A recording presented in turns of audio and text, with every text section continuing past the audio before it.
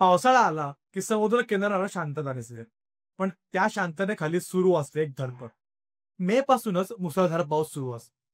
शासनाची बंदी, भरून बेकायदेशीर मासेमारी आणि खोल समुद्रातही मिळेना मास.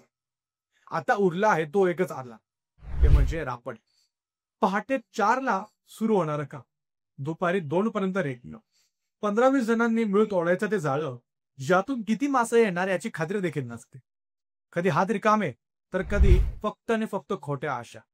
आणि ज्यांच्यात ताकद नाही ते गेलेत गवंडी काम करायला पेंटिंगला आणि शहरात. शासनाने मत्स्य व्यवसायाला शेतीचा दर्जा दिला खरा, पण मासेमारी बंदीच्या 2च महिन्यात या कोळी कुटुंबाचं काय व्हावं? ही फक्त मासेमारी नाही, ही आहे जीवघेणी शर्यत. पोटासाठी, अस्तित्वासाठी. आता फक्त एकच प्रश्न, रापण चालूच आहे, पण मदत कुठे आहे?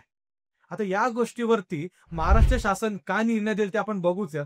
तोपर्यंत न्यूज डॉट सिटी मी अंशुकाश.